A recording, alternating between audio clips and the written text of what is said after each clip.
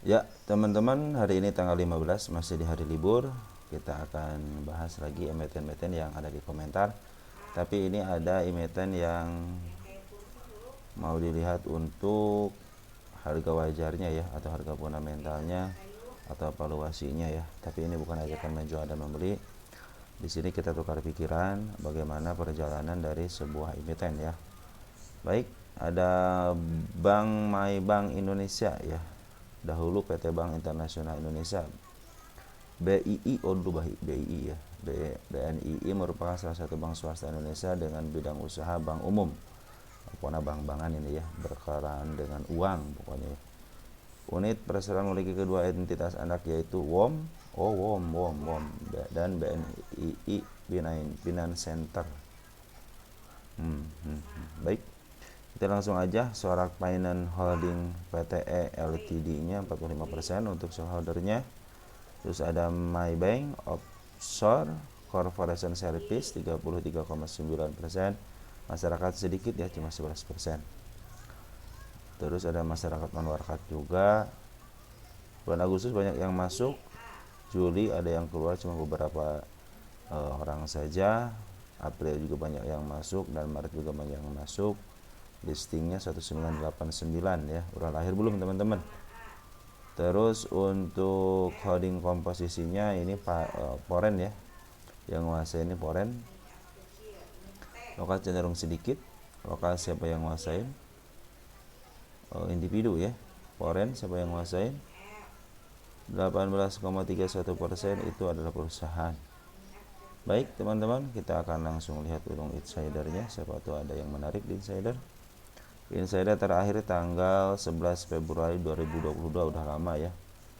Lihat corporate action, dividen 3 tahun, 4 tahun, 5 tahun, 6 tahun, 7 tahun terakhir lancar ya. 17, 18, 19, 20, 21, 22, 23, 24 artinya lancar. Ya, ada peningkatan enggak? 55, 74, 36, 7, 10. Sekarang lagi paling bagus di antara 7 tahun terakhir, 7 tahun terakhir lah. 2019 2009 enggak ada ya. 2010 sampai 2016 enggak ada laporannya. Artinya dari tahun 2017 aja. Ya, anggap aja 1 2 3 4 5 6 7 8 9. 9 tahun lancar bergaya dividen, cuma sekarang yang terbesar ya Rp10. Kita lihat statistik. Dari statistik tahun 2024 kan pembagian dari 2023 yang ini ya. Ini dapat net income-nya kalau ditotalkan ini 1,7 triliun ya, keren juga ya. Baik, kita langsung ungkap aja. Di kuartal satunya kemarin dapat kerugian sekitar 228 miliar. Tahun 2023 kuartal satunya 566 miliar. Nah, kuartal 2-nya 394 ke 356, artinya ada penurunan ya. Jadi per kuartal ini adalah ada penurunan ya. Kita lihat revenue dari 2,8 ke 3,1, artinya ada peningkatan.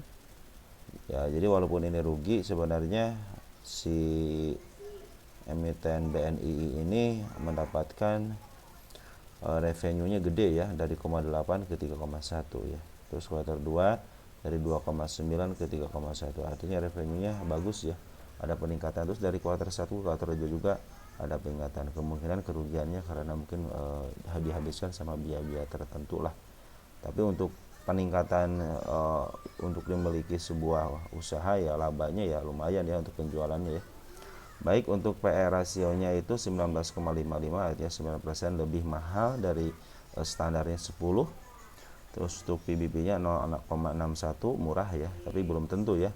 Biasa siapa tahu dia dijualnya di bawah 0,6 gitu kan. Kita akan lihat nanti. PBB-nya 385, sekarang 234, artinya betul ya. Terus DER-nya 0,39, wajar ya. Kalau malahan katanya kalau bank itu lebih daripada satu itu lebih bagus karena banyak duit yang ditabungkan gitu kan. Nah, tabungan itu dianggap sebagai hutang bank kepada nasabah. ROI-nya 3,10%, artinya kurang baik ya. Untuk meningkatkan rate ini kurang baik. Kita lihat untuk cashnya ada 1,3 triliun. Total asetnya 29,3 triliun dan hutangnya itu 11,4 triliun. Ya, masih banyak lah duitnya ya. Sebentar, ada apa ini? Sebentar ya. Baik, kita lanjut ke bagian finansialnya. Finansialnya kita lihat untuk ekuitas kan bukan ekuitas. Sebentar ya, kita setting dulu di balance sheet-nya. Terus kita ukur kita gantikan ke kuartal 2 karena untuk melihat tahunan kuartal 2-nya ya.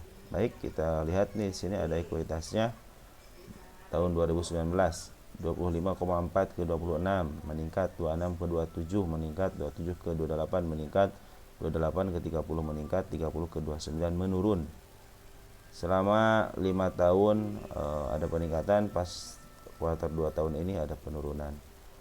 Ada apa? Itu kan nurunnya nggak terlalu gede sih, nurunnya cuma 100 miliar. Kurang ya dari 30,039 dikurangi 29 ya, artinya sedikit sih pengurangan, cuma miliaran ya. Makanya kita akan lihat untuk PBP nya 0,7, 0,4, 0,9, 0,7, 0,6, 0,5, artinya betul ya dijual di bawah 1. Jadi selama 6 tahun terakhir ini emang dijual di bawah 1 gitu. Jadi kalau investing ya jatuhnya ngejarnya ke angka 1 aja, PBB angka 1 udah. Kalau enggak tertingginya 0,95 nih ya, pernah ya di tahun 2021 karena Covid ya. Terus jadi ke 0,95 gitu kan, targetnya ke situ aja yang paling tingginya. Oke, kita lihat untuk perhitungan. Kita akan ukur dulu PE rasionya. Teman-teman bagi yang belum tahu ya, ketik di sini aja nih PE. Terus ambil lagi yang 1 plusnya untuk 3 tahunan 1 plus, PE lagi ambil untuk negatifnya. Negatif itu yang ini patokan untuk undernya, kalau yang plus 1 itu untuk overnya. Kita tulis satu lagi PBP ya. PBP nya untuk 3 tahunan juga sama. Kita akan hilangkan dulu ya. Baik, kita akan lihat dulu untuk 1 tahunan ini berada di bawah harga rata-ratanya. Harga rata-rata itu di 241, kemarin pernah ke nyentuh 257 ya. Artinya sekarang lagi murah ya, menuju ke bawah sih lumayan. Kita lihat 3 tahunan.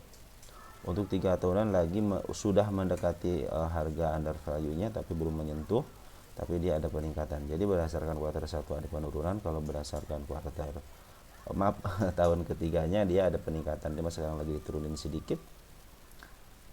Untuk 5 tahunan berada di sedikit di bawah harga standarnya. Harga standar untuk 3 tahunan itu di 248. Untuk 10 tahunan coba lihat. Sekarang lagi di harga wajarnya ya, beda sedikit ya, 234 cuma beda berapa tik doang. Nah, baik kita teman-teman, jadi selama 10 tahunan itu benar menyentuh 458.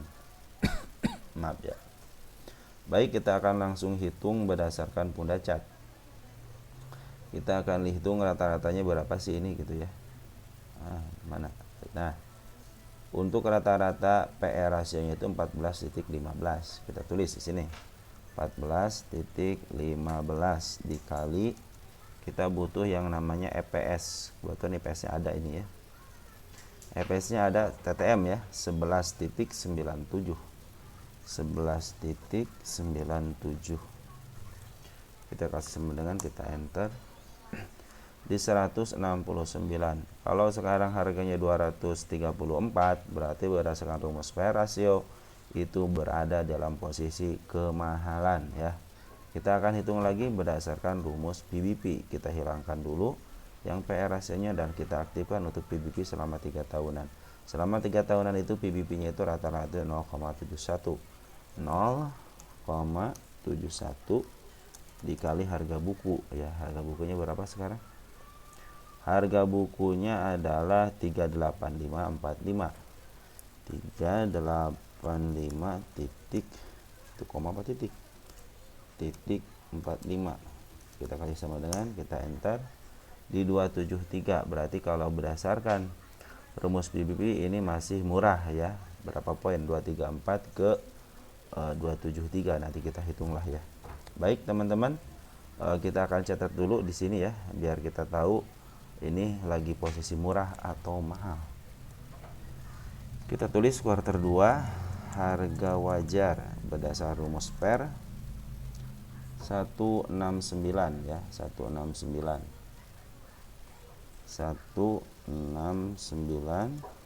berdasarkan rumus PBP di 273.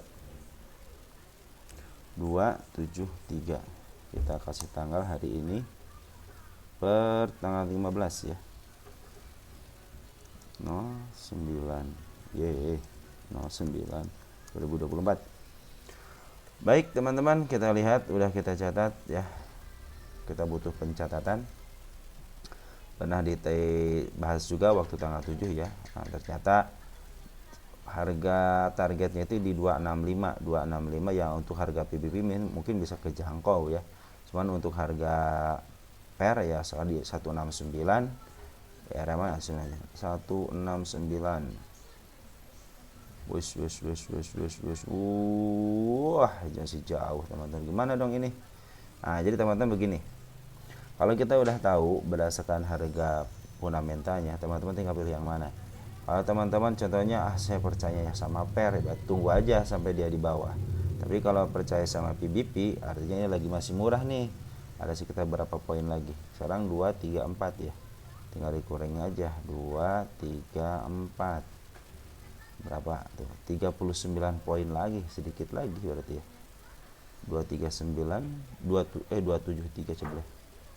273 dikurangi 24 berapa? 234 ya.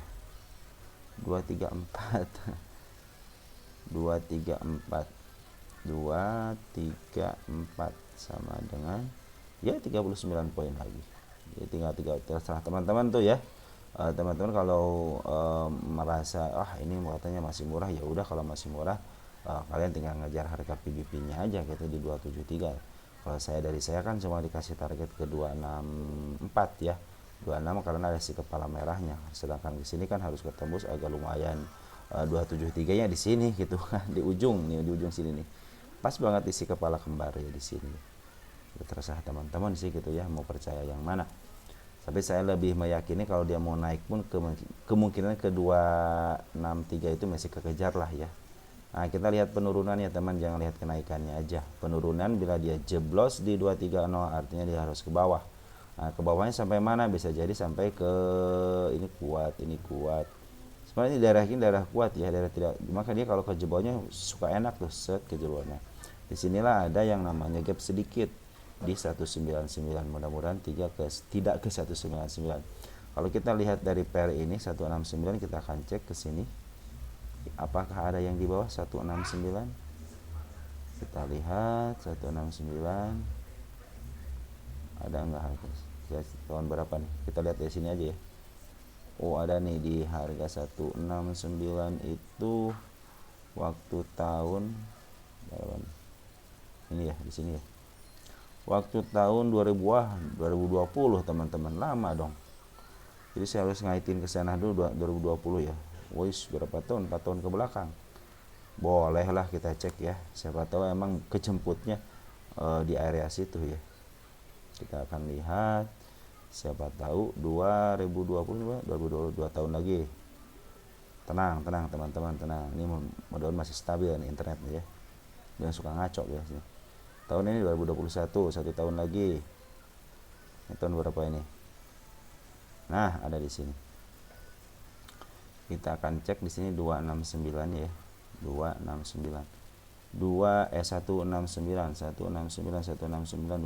masih di bawah. 169 ada enggak? Enggak ada teman-teman.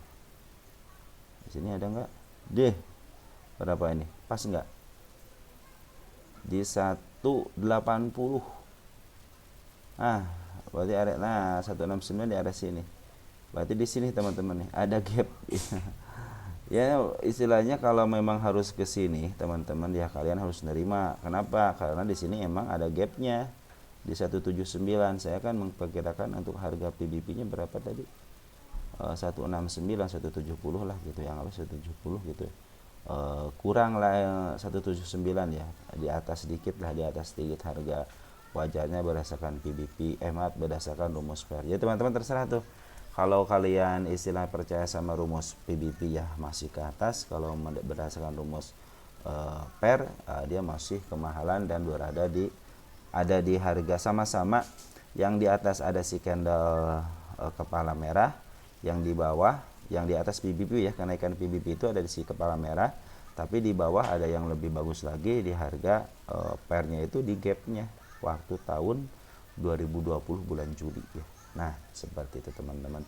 Jadi kadang-kadang suka dicocok-cocokkan aja gitu. Kenapa cocok-cocokkan aja?